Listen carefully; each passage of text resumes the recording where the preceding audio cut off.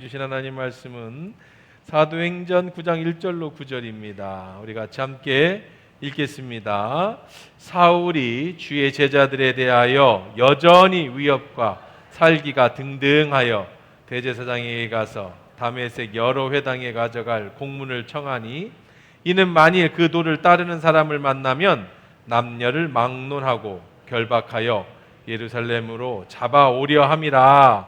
사울이 길을 가다가 다메섹에 가까이 이르더니 호련히 하늘로부터 빛이 그를 둘러 비추는지라. 땅에 엎드려져 들음에 소리가 있어 이르시되, 사울아 사울아 내가 어찌하여 나를 박해하느냐 하시거늘, 대답하되 주여 누구시니까? 이르시되 나는 내가 박해하는 예수라. 나는 일어나 시내로 들어가라. 내가 행할 길을 내게 이를 자가 있느니라 하시니, 같이 가던 사람들은 소리만 듣고 아무것도 보지 못하여 말을 못하고 서 있더라. 사울이 땅에서 일어나 눈을 떴으나 아무것도 보지 못하고 사람의 손에 끌려 다메섹으로 들어가서 사흘 동안 보지 못하고 먹지도 마시지도 아니하니라. 아멘. 하나님 말씀이었습니다. 좋으신 하나님, 이 시간에 말씀 드리려고 합니다. 생명의 말씀이 은혜로 들려지는 은혜의 시간 되도록 우리 귀를 열어 주옵소서. 예수님의 이름으로 기도합니다. 아멘. 그날은 그냥 어느 평범한 날이었습니다. 사울이라는 청년이 말을 타고 예수 믿는 사람을 잡으러 다메섹으로, 예루살렘에서도 240km나 떨어진 다메섹으로 가고 있었을 때였습니다. 사울이 거의 다메섹에 가까이 갔을 때 하늘에서 갑자기 엄청난 빛이 번쩍하면서 사울의 주변을 비추게 됩니다.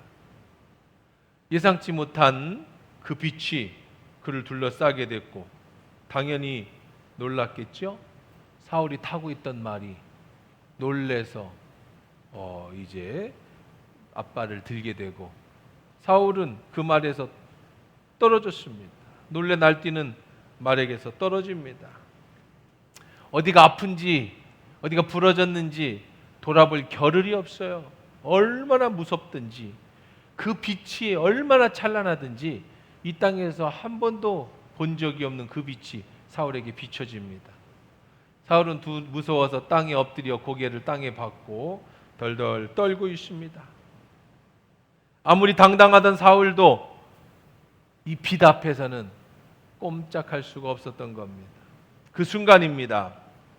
그 빛 안에 천둥 번개 같은 소리가 있습니다.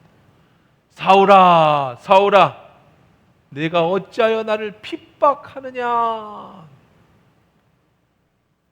사울이 고백합니다. 누구십니까? 그랬더니 나는 내가 핍박하는 예수라. 예수.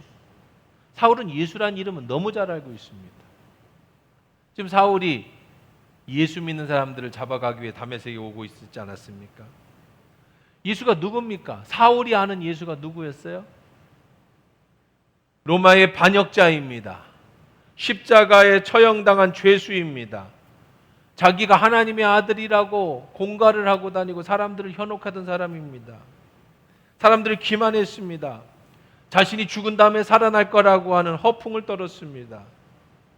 그 거짓말에 속아서 많은 사람들이 예수를 믿었고 그를 따랐습니다.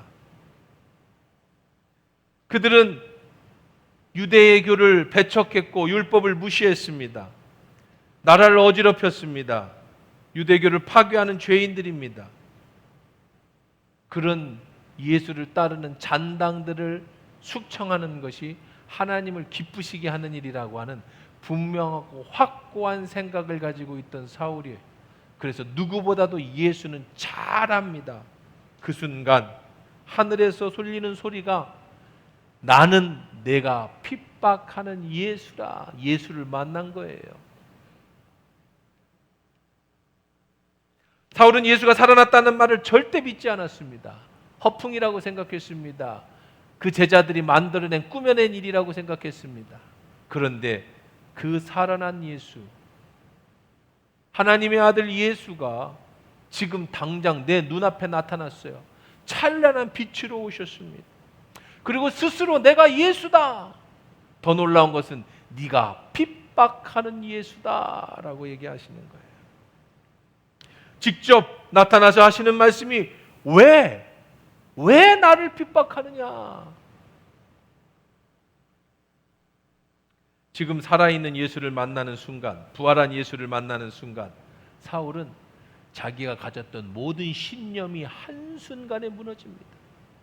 자기의 경험, 자기가 가졌던 지식, 자기가 가졌던 지혜, 이 모든 것이 완전히 무너지는 걸 경험합니다.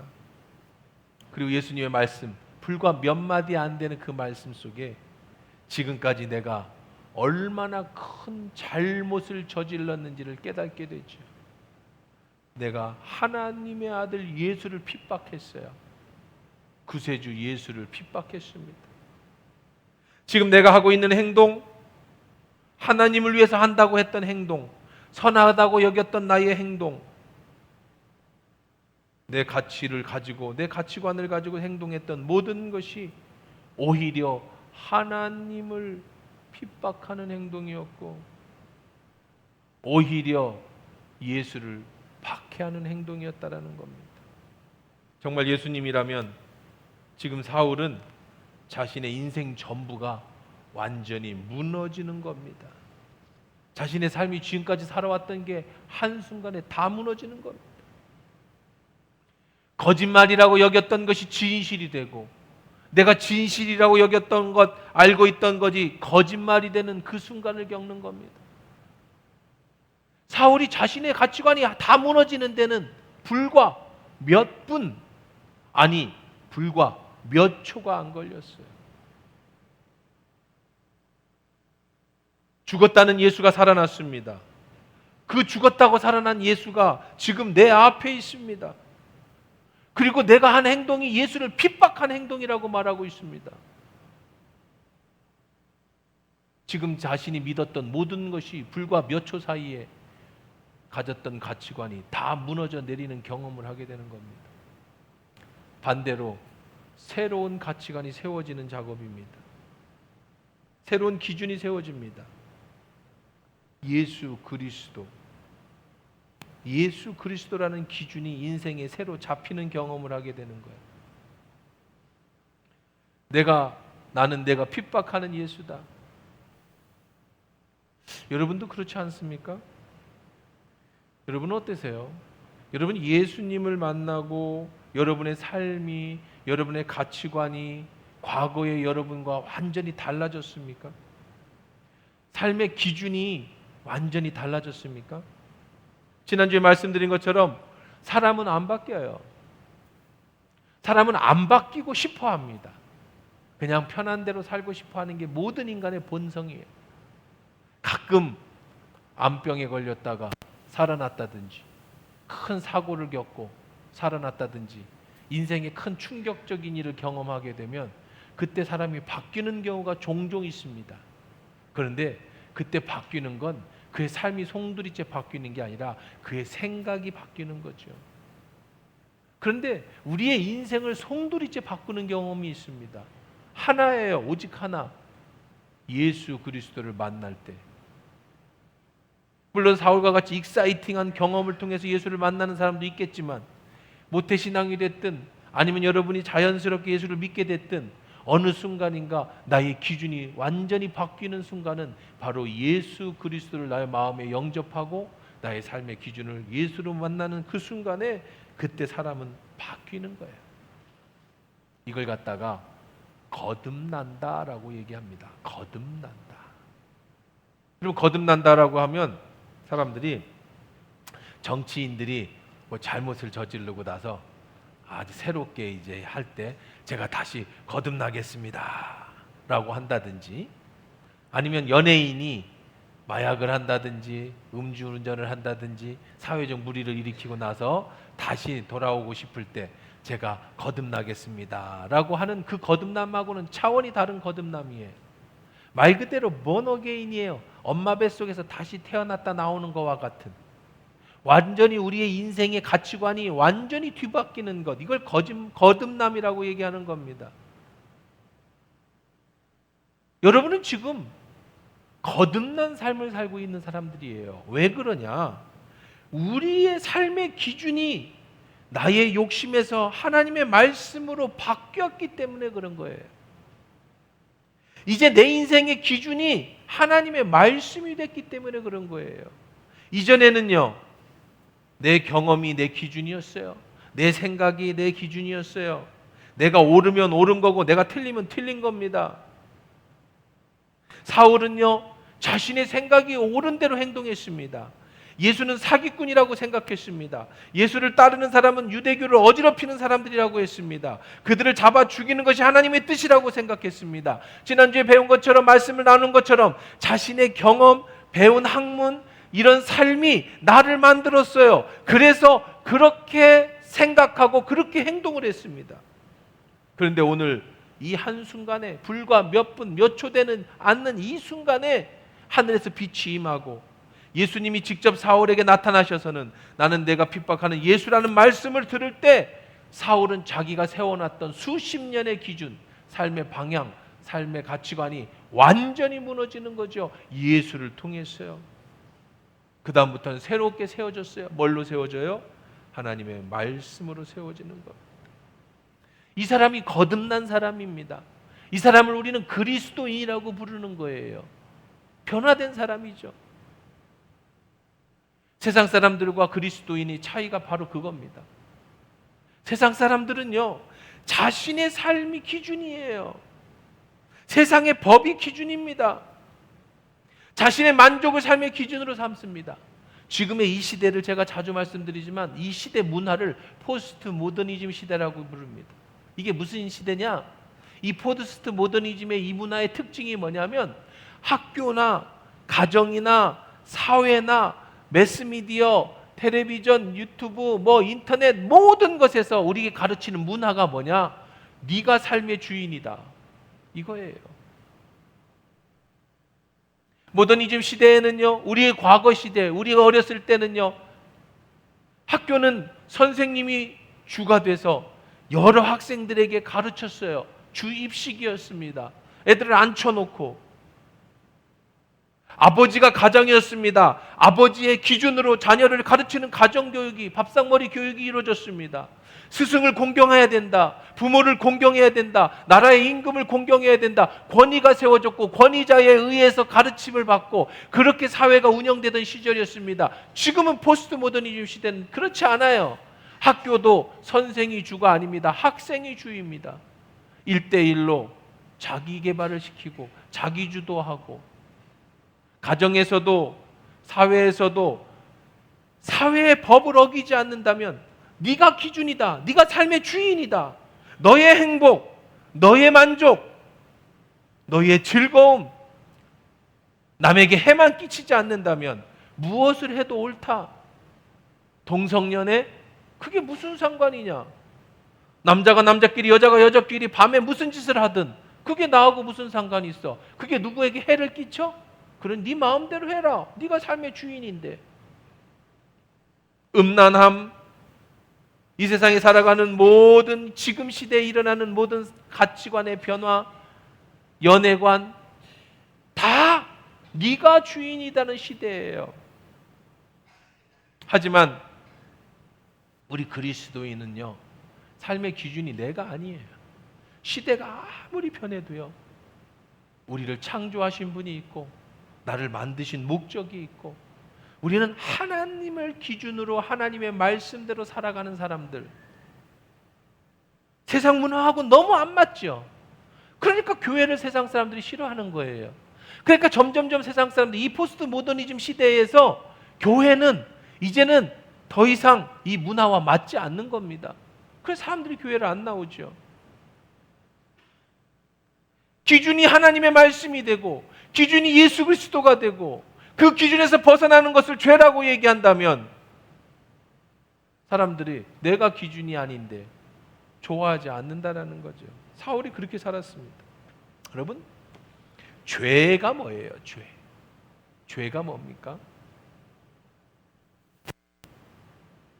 죄라는 단어는요, 원어에 보면 하말티아라는 단어입니다. 하말티아. 이 뜻은 뭐냐면 관역을 맞추지 못하다, 표적이 벗어나다. 양궁 선수가 화살을 쏘았는데 이 빨간 관역에 맞춰야 되는데 벗어났어요. 이걸 죄라고 얘기합니다. 하나님의 기준에, 하나님의 가치에 관해 벗어난 행동, 하나님이 주신 삶의 목적에서 벗어난 것, 이것을 죄라고 얘기를 하는 거예요. 그럼 하나님의 기준이 뭐냐? 하나님의 기준은 하나님의 말씀입니다. 이 말씀을 원어에 보면 캐논이라고 얘기합니다. 캐논, 카논, 캐논. 여러분 카메라 캐논 있죠? 캐논? 캐논 카메라. 여기서 나온 말입니다. 이건 무슨 뜻이냐면 막대기라는 뜻이에요. 원어는 막대기. 무슨 막대기냐면 갈대. 옛날에는 자가 없었잖아요. 줄자 이런 게 없었죠. 그러면 공사할 때 30cm는 40cm든 뭘 높이를 맞춰야 될 때는요, 저 갈대를요 잘랐습니다. 그래가지고 그 갈대를 기준으로 그렇게 벽돌을 만들고 벽돌을 쌓고 그 갈대를 기준으로 그렇게 한자 두자 이렇게 만들었죠. 이거 규범, 표준, 우리가 지금으로 말하면 자라는 뜻이에요. 죄가 뭐냐면 하나님의 기준, 하나님의 기준인 자인 말씀, 이 말씀에서 여기 하나님 뜻이 있죠. 벗어나는 것, 그것을 죄라고 얘기하는 거예요. 회개는 뭡니까? 회개는 다시 말씀 안에서 하나님이 원하시는 관역 안으로 들어오는 것을 회개라고 얘기하는 거예요. 뉘우치고 돌아오는 것. 저 어렸을 때요, 제가 어렸을 때 저는 모태신앙이니까 교회를 어릴 때부터 다녔잖아요. 아기 때, 초등학교 때, 아니면 유치원 때 부흥 강사가 오면 늘 회개하래. 회개. 회개할 게 없어요. 눈을 감습니다. 하나님 회개할 걸 찾았어요. 여러 가지 생각이 났습니다. 우리 교회 장로님이 사과 농사를 졌는데 그 사과밭에서 몰래 사과를 훔쳐 먹었던 게 생각이 났어요. 그래서 회개했습니다. 어린 마음에 하나님 회개합니다. 용서해 주세요. 또 생각했습니다. 뭘 잘못했나? 제가 십리길을 왕복 4km, 8km를 초등학교를 걸어 다녔는데 땡볕에 애들이랑 놀면서 학교를 가다 보면 배고프잖아요. 그래서 길가밭에 있는 물을 뽑아 먹었습니다. 그것이 세월났어요. 그것도 회개했습니다.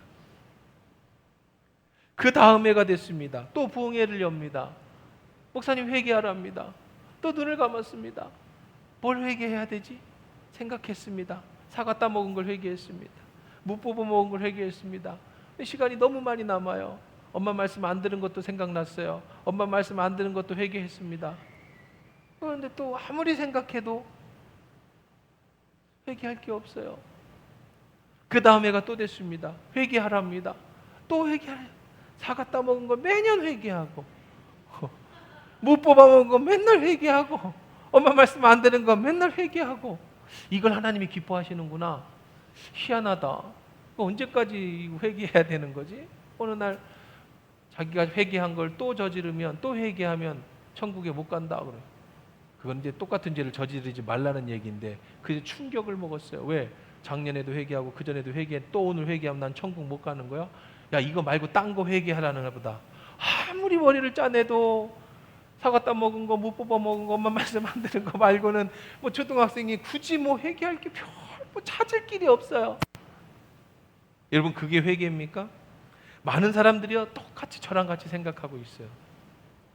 지금도 회개하라고 하면 자꾸 뭘 잘못했나를 떠올립니다. 하나님 말씀 안 들었어요. 거짓말했어요. 살인, 상해, 강간, 유괴, 폭행, 성범죄, 절도, 강도, 사기, 횡령, 손괴, 방화, 형법에 말하는 죄죠. 이런 죄를 회개하는 건가 보다. 그리고 잘못된 생각을 가집니다. 이렇게 회개하면 하나님이 용서해 주신다. 이것 때문에 기독교를 너무너무 오해해요. 세상도 이것 때문에 기독교를 오해를 합니다. 그래서 밀양이라는 대표적인 영화 같은 경우도 그런 경우죠. 살인, 남의 자식을 유괴해서 살인했어요. 그 엄마가 가서 그 자기 살인범을 용서해 주러 갑니다. 하나님 앞에 은혜를 받았어요. 그래서 면회를 찾아갑니다. 내가 당신을 용서한다고 했더니 그 살인자가 하는 소리가 용서해 줄 필요 없어요. 아니 왜요? 하나님이 벌써 나를 용서했습니다. 이게 기독교의 회개를 비판하는 영화예요. 여러분 그게 회개입니까? 회개하라고 하니까 나는 살인 저지른 적이 없어요. 나는 상해, 강간, 유괴, 폭행, 성범죄, 절도, 강도, 사기, 횡령 어떤 형법에 여러분 그건요 회개할 게 아니에요. 그건 형사 처벌을 받아야 될 문제예요. 그리고 반드시 그것을 갚아줘야 되는 문제입니다. 그건 회개할 게 아니에요. 그거는 처벌을 받아야 되는 문제죠. 형법에 어긋나는 것은 처벌받으셔야 됩니다. 하나님 용서하지 않으세요. 그건 처벌부터 받으십시오. 남의 거 다 사기쳐 놓고 하나님 용서해 준다고요? 죽는 때까지 갚으셔요. 그리고 하나님께 용서를 구하는 거예요. 남에게 해를 끼쳤으면 다 갚으셔야 됩니다.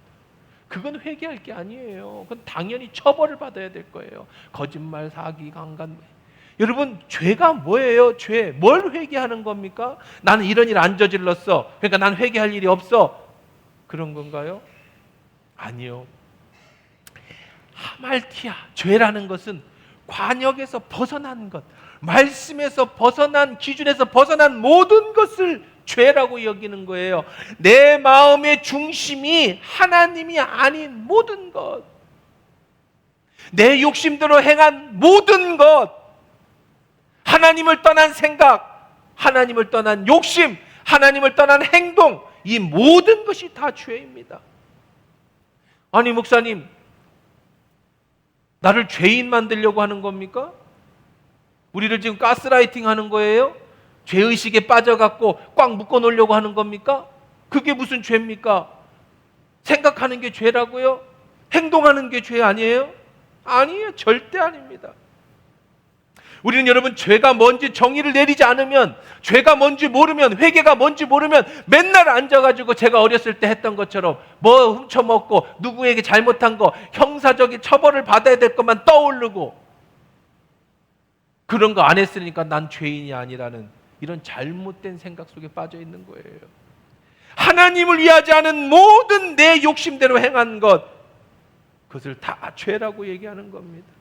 남을 미워하는 생각, 남에게 상해를 입히지 않았지만, 그에게 손해도 끼치지 않았지만 하나님을 떠났어요. 하나님은 사랑하고 용서하라고 했는데 내 마음에 그를 미워했어요. 성경은 말합니다.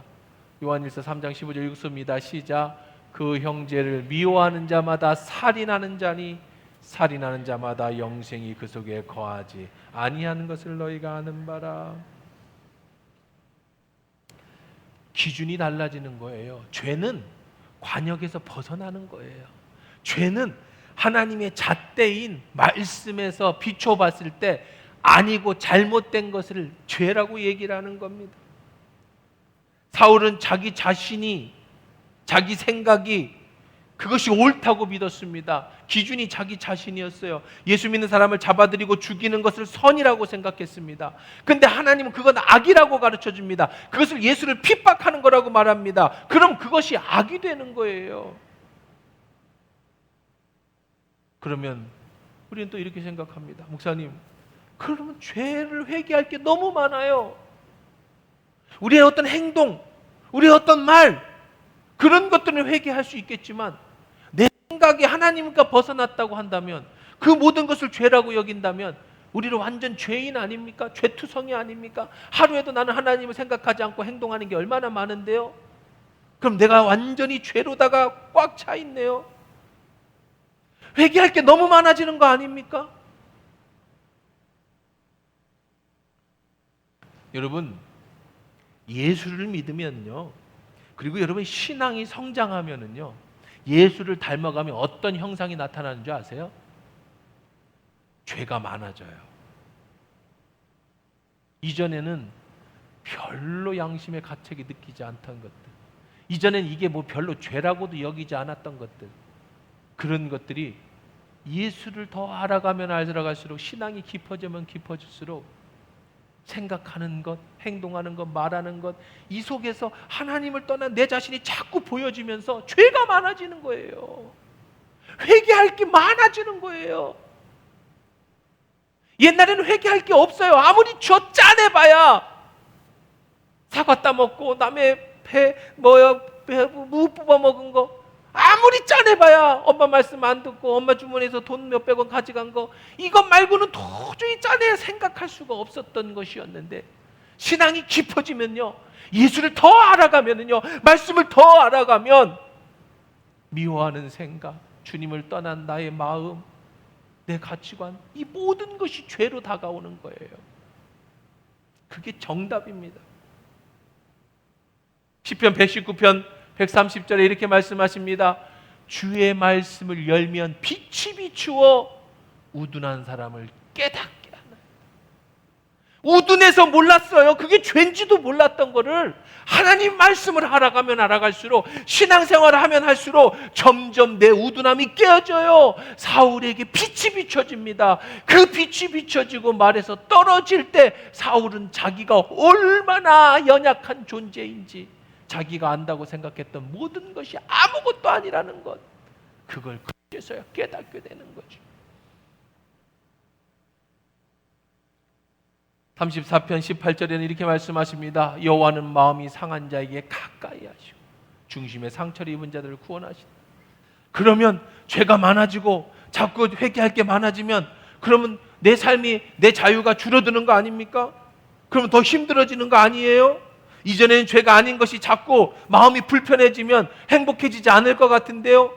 자꾸 예수를 믿으면 죄의식이 많이 생길 것 같은데요? 그걸 원하는 겁니까? 아닙니다. 절대로 아닙니다. 오히려요, 내 욕심대로 내 마음대로 살 때요, 오히려 그것이 더 불편해지는 거예요. 회개할 것이 더 많아질수록 내 안에 만족과 기쁨이 내 안에 충만해지는 겁니다. 사실 우리 눈이 어두워서 죄인지도 모르고 죄된 행동을 할 때는 그것이 자유인 줄 알았어요. 그것이 나의 만족이 행복인 줄 알았어요. 그런데 그렇게 살면 살수록 더 외로워지고, 그렇게 살면 살수록 더 우울해지고, 그 안에 기쁨도 없고 자유도 없고 평안이 없어요. 그런데 예수 그리스도를 만나고 점점 말씀이 기준이 돼서 내가 예수 안에서 벌어진 하나님 뜻에서 달라진 모든 것이 죄라는 것을 느끼게 되는 순간부터 내가 회개하면 그 안에 진정한 자유, 그 안에 진정한 기쁨, 예수 안에서 주는 진짜 참 평안이 그때 찾아. 그게 비밀이고 그게 하나님이 주시는 축복이라는 겁니다. 오히려 내 욕심대로 내 마음대로 살 때 우리는 불편해집니다. 회개할 것이 많아지면 많아질수록 더 큰 만족과 기쁨을 내 안에 충만하게 채워주시는 거예요. 그렇게 되면서 우리가 예수의 제자로 성장해 가는 거죠. 사울은 지금 예수를 믿는 사람들을 잡아 죽이는 자기만의 사명을 가지고 다메섹으로 갔습니다. 그는 얼마나 잔악무도했던지, 스데반이 돌에 맞아 죽을 때, 사람이 돌에 맞아 죽을 때 눈 하나 깜짝하지 않았어요. 불쌍히 여기지 않았습니다. 자기가 승인해주고 사인해줬어요. 뿐만 아니라 자기도 지금 저 사람들을 잡아다 예루살렘에 가서 고문하고 박해하고 순교시키고, 아니면 즉결로 처형할 수 있는 그 대제사장의 권한을 가지고 가고 있었던 사람이었습니다. 그것이 옳다고 생각했습니다. 사람을 죽이는 것도 서슴지 않았습니다. 말 그대로 피도 눈물도 없던 사람입니다.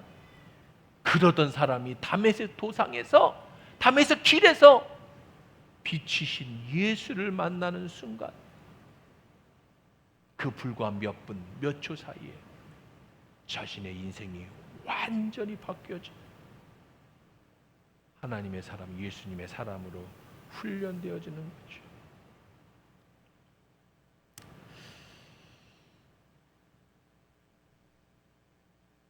(8절) 한번 읽어봅니다. 시작.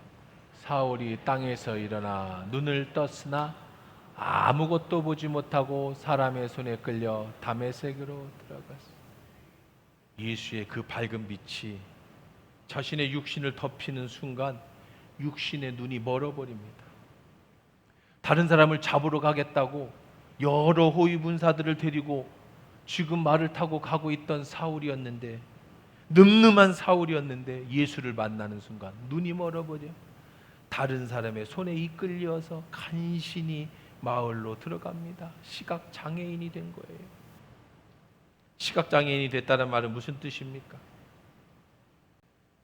지금까지 사울이 본다고 생각했던 것, 지금까지 사울의 가치관을 심어줬던 세상의 모든 것, 지금까지 사울이 경험했던 모든 것이 다 어두워졌다는 거예요. 육신의 눈을 떴을 때 봤던 모든 것이 다 사라졌습니다. 육신의 시각을 잃었습니다. 그런데요, 이 엄청난 순간은 사울의 영적인 눈이 떠지는 시간이었어요. 구절을 읽습니다. 사울을 한번 보십시오. 짧은 구절입니다. 읽습니다. 시작.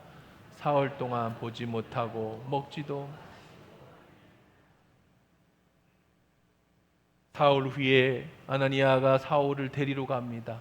그 사흘간 사울은 자신의 눈 감은 상태, 아무것도 보지 못하는 상태에서 예수님을 만난 그 충격으로 먹지도 마시지도 보지도 못하게 사흘을 자신의 인생을 돌아봤어요. 예수가 진짜로 부활하셨어. 진짜 예수는 살아서 하나님의 아들이야. 그럼 내가 지금까지 예수 믿는 사람들을 박해하고 고문하고 스데반을 죽였던, 그럼 나는 뭐가 되느냐? 너무나 두려워서 자기가 사는 자 인생이 내가 너무나도 잘못 살아서, 후에 나중에 사울은 그렇게 고백합니다. 나는 죄인의 괴수였다. 내가 가졌던 모든 것은 배설물로 똥으로 싸버린다. 나는 예수 외에는 아무것도 가지기를 원하지 않다. 사흘 동안 그는 먹지도 못했습니다. 마시지도 못했습니다. 사흘 동안 육신의 눈은 멀어 있었습니다. 자기의 깊은 성찰의 시간을 가집니다. 내가 얼마나 무서운 죄질을 저질렀든지, 내가 지금까지 살아오는 시간만큼 내가 얼마나 하나님 앞에 큰 죄인이었는지, 내적인 깊은 갈등으로 하나님의 뜻을 묵상하게 됩니다. 육신의 눈을 뜨고 내 마음대로 내 생각대로 기준 삼아 살았던 사울의 인생이 예수님을 만나고 성령이 그 안에 들어오시면서 육신의 눈을 멀으면서 영적인 눈을 뜨면서 다시 한번 인생을 새롭게 재정비하는 시간을 가졌다는 거예요. 사울은 이제는 자기 힘으로 살 수가 없습니다. 눈이 안 보이니까 이제부터 사울은 다른 사람을 의지해주고 남이 이끌어주는 대로 살아야 합니다. 남이 가르쳐주는 대로 배워야 합니다. 이제 남이 이끌어가는 그 길을 걸어가야 합니다. 지금까지는 내가 눈을 뜨고 내가 주도해서 앞장서서 내 인생의 길을 찾아갔는데, 이제 눈이 멀고 나서 다른 사람의 손에 이끌려서 사람들이 가는 대로만 접어들어야 합니다. 육신의 눈이 떠 있었을 때 그는 분명한 목표가 있었습니다. 예수 믿는 사람들을 찾아내는 겁니다. 그들을 잡아서 예루살렘으로 끌고 가는 겁니다. 그들을 죽이는 겁니다. 그런데 그가 눈이 멀었습니다.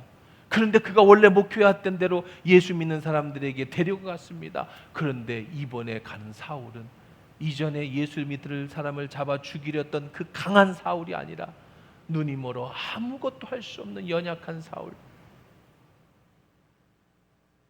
예수 믿는 사람들의 손에 이끌려서 자기가 예수 믿는 사람을 손으로 잡아서 이끌고 가려고 했던 것이, 눈을 멀고 하나님 예수님을 만난 사울은 자신의 손을 남에게 잡혀서 예수 믿는 사람들에게로 끌려가는 그런 행국을 보이게 되는 거죠.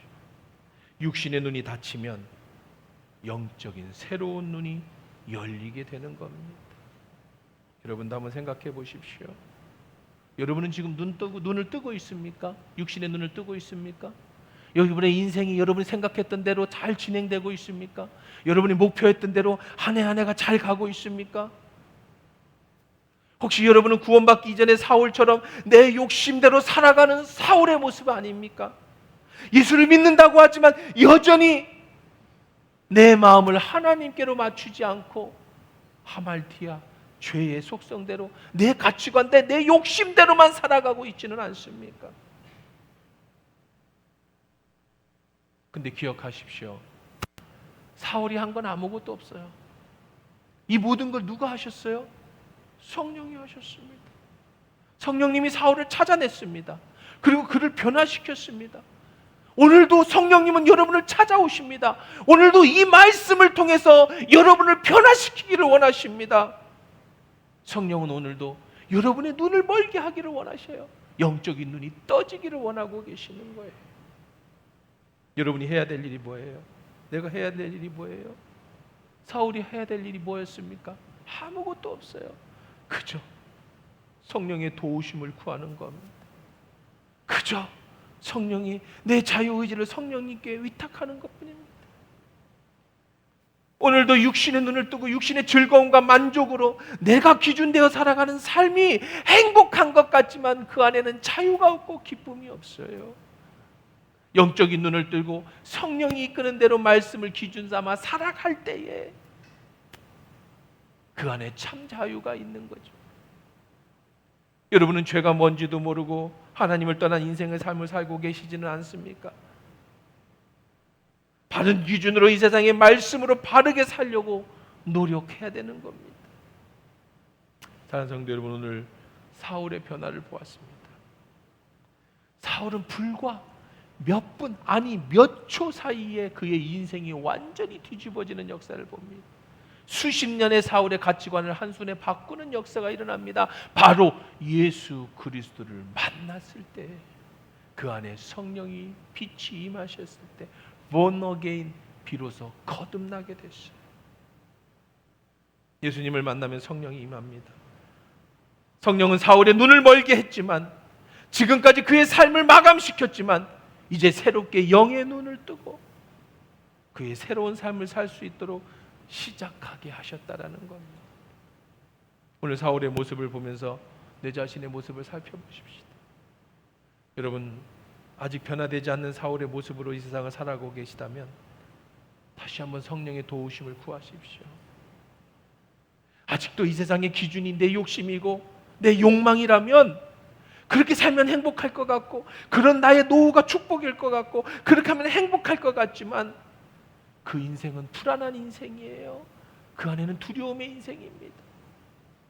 내 마음의 중심을 다시 말씀 캐논으로 잡고 성령의 도우심을 구하면서 하나님이 기뻐하신 일이 뭔가를 찾아가고 그것이 아닌 것을 회개하며 살아간다면 그것은 내 자유가 박탈당하는 것 같고 그 안에 내 자유가 기쁨이 없을 것 같지만, 오히려 그 안에 참 만족과 기쁨과 하나님이 인도하시고 이끄시는 축복의 길이 열린다는 거예요. 내가 눈을 뜨고 살아가면 온통 내 욕심대로 욕망대로 살다가 결국 그 마지막 길의 끝은 파멸이지만, 내 육신이 감기고 영의 눈이 떠서 하나님이 기뻐하시는 하나님의 기준으로 인생을 살아간다면 그 모습과 그 방향으로 이끌어가면 관역이 정확하게 맞추듯이 하나님의 나라의 마지막까지 안전하게 우리가 임하게 된다라는 겁니다. 그러기 위해서는 우리가 매 순간 회개해야 돼. 회개가 두려운 게 아니에요. 여러분, 자꾸 회개 알고 있어요. 회개는 여러분 막 울고 막 짜내고 가슴을 쥐어뜯고 이걸 회개라고 생각해요. 그 뉘우침이에요. 뉘우침. 물론 회개의 한 부분이지만 회개는 뉘우치는 게 아니라고요.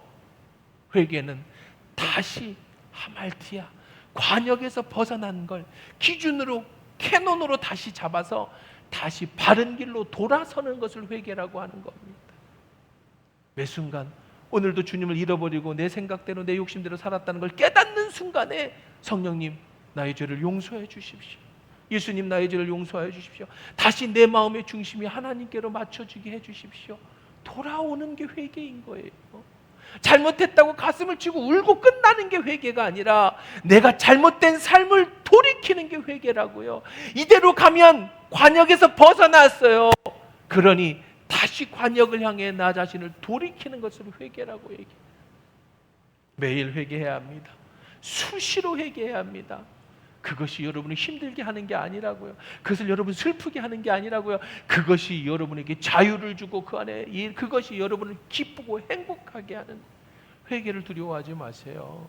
회개를 무슨 부흥회 때 부흥 강사 얘기 때 막 눈물 찌면서 없었던 옛날 얘기 찾아내가지고 끄집어내는 게 회개가 아니고, 오늘 내가 주님 앞에 바르게 가지 못하는 모든 것, 모든 생각, 모든 행동, 모든 내 마음 주님께로 다시 잡아가서 하나님께 맞추는, 하나님이 원하시는 내 기준이 아니라 하나님의 기준은 옳은 것을 선택한 저와 여러분 되시기를 주의 이름으로 축원합니다. 우리 같이 일어나서 기도하십시다.